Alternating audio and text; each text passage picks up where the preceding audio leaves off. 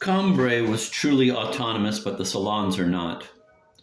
They are only the less autonomous for their shrill claims to autonomy.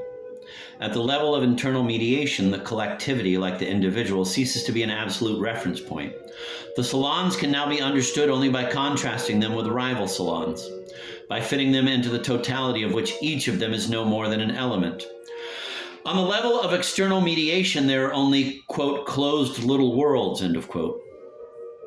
The bonds are so loose that there is not as yet any real novelistic world any more than there is a, quote, concert of Europe, end of quote, before the 17th century. That, quote, concert, end of quote, is a result of rivalry on the national scale. Nations are obsessed with each other. Every day their relationships become closer, but they often assume a negative aspect.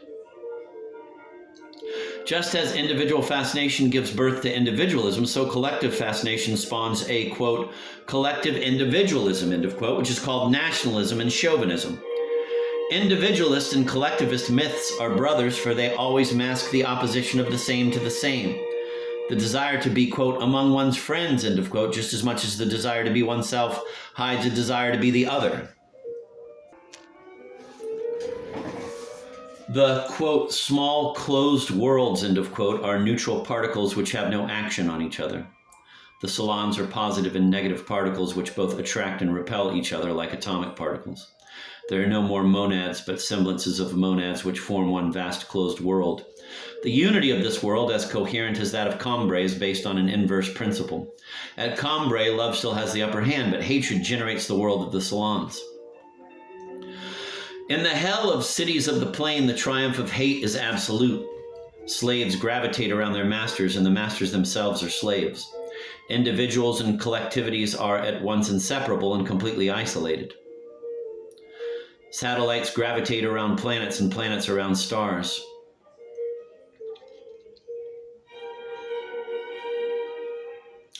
This image of the world of the novel as a cosmic system recurs frequently in Proust and brings with it the image of the novelist astronomer who measures the orbits and derives the laws that govern them. I'm going to repeat that paragraph. In the hell of cities of the plain, the triumph of hate is absolute. Slaves gravitate around their masters, and the masters themselves are slaves. Individuals and collectivities are at once inseparable and completely isolated. Satellites gravitate around planets, and planets around stars. This image of the world of the novel as a cosmic system recurs frequently in Proust and brings with it the image of the novelist astronomer who measures the orbits and derives the laws that govern them. The world of the novel obtains its cohesion from these laws of internal mediation. Only knowledge of these laws makes it possible to answer the question of Vyacheslav Ivanov in his work on Dostoevsky, quote, how, end of quote, the Russian critic asks, quote, can separation become a principle of union? How can hatred keep the very ones who hate bound together, end of quote? The movement from Cambrai to the universe of the salons is continuous with no perceptible transitions. The opposition between external and internal mediation is not an opposition between good and evil. It is not an absolute separation. A closer examination of Cambrai will reveal, in a nascent state, all the features of the worldly salons.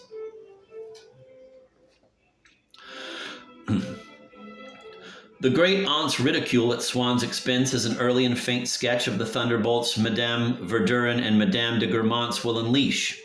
The petty persecutions endured by the innocent grandmother prefigure the cruelty of the Verdurins toward Saint-Niet and the frightful coldness of Madame de Guermantes toward her great friend Swann. Marcel's mother refuses, in true bourgeois fashion, to receive Madame Swann. Even the narrator profanes the sacred in the person of Francois, whom he tries to, quote, demystify, end of quote. He continually tries to destroy her naive faith in Aunt Léonie. Aunt Léonie herself abuses her new supernatural prestige. She foments sterile rivalries between Francois and Eulalie. She turns into a cruel tyrant. The negative element is already present at Cambrai. Thanks to it, the closed little world is shut up in itself. It secures the elimination of dangerous truths. This negative element grows gradually larger and ends by devouring everything in the worldly salons. And as usual, this negative element is rooted in pride and its mediated desire. Pride prevents the great aunt from perceiving Swann's social position. Pride prevents Marcel's mother from receiving Madame Swann.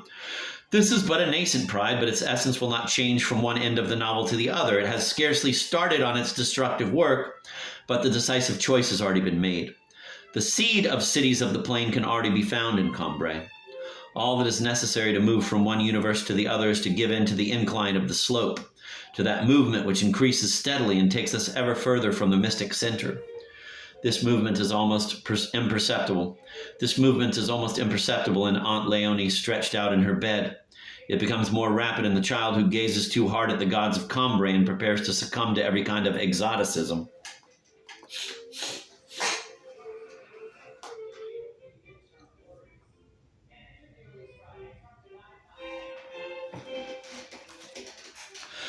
What is this center which is never reached, which is left further and further behind? Proust gives no direct answer, but the symbolism of his work speaks for him and sometimes against him. Cambrai's center is the church, quote, epitomizing the town, representing it, speaking of it, and for it to the horizon, end of quote. At the center of the church is the steeple of St. Hilary, which is for the town what Leonie's room is for the household. The steeple, quote, shaped and crowned and consecrated every occupation, every hour of the day, every point of view in the town, end of quote. All the gods of Cambrai are assembled at the foot of this steeple. Quote, it was always to the steeple that one must return, always it which dominated everything else, summing up the houses with an unexpected pinnacle, raised before me like the finger of God, whose body might have been concealed below among the crowd of human bodies, without fear of my confounding it, for that reason, with them. End of quote.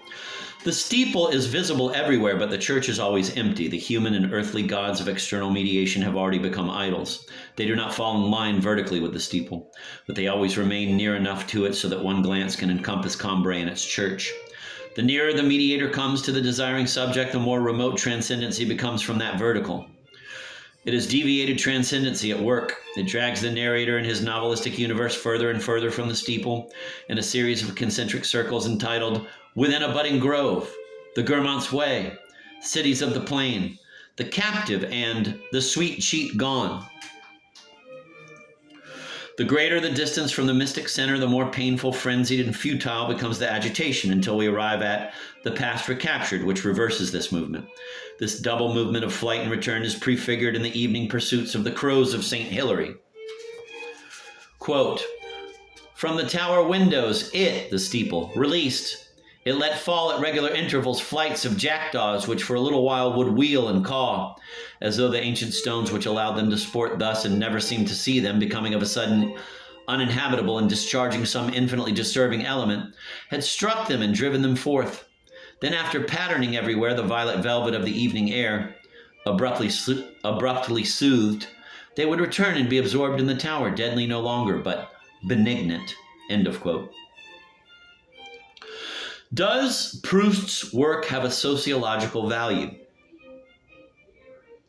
It is frequently said that remembrance of things past is inferior in this respect to the human comedy or the Rouge non Mucart.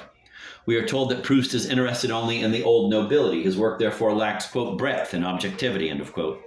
Beneath these unfavorable comments, we recognize the old realist and positivist conception of the art of the novel. Novelistic genius draws up a detailed inventory of men and things. It should present us with a panorama as complete as possible of economic and social reality.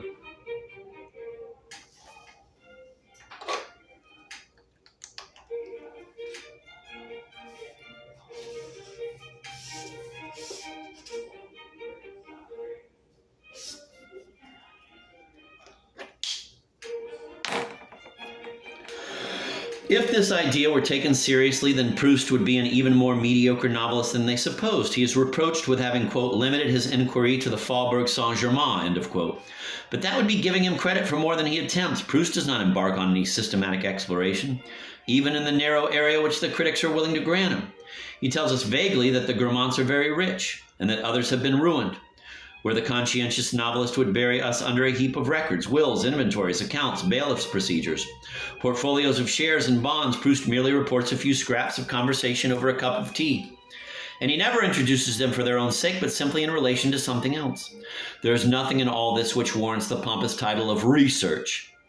Proust does not even try to suggest by a definitive tone or an enumeration of unusual objects that he has, quote, exhausted the documentation, end of quote.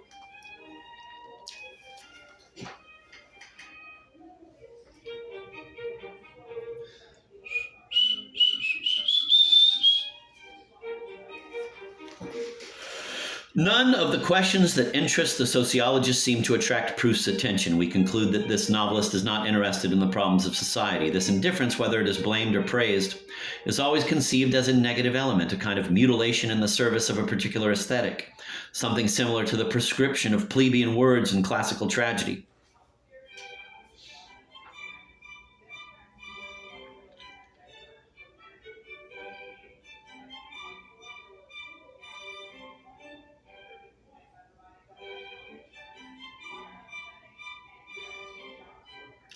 We have learned enough to reject this narrow concept of the art of the novel. The novelist's truth is total. It embraces all aspects of individual and collective existence.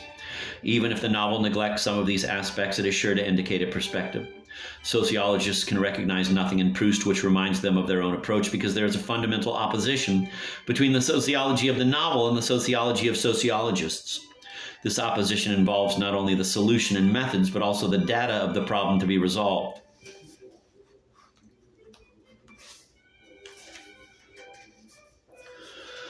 In the eyes of the sociologist, the Faubourg Saint-Germain is a very tiny but real sector of the social landscape.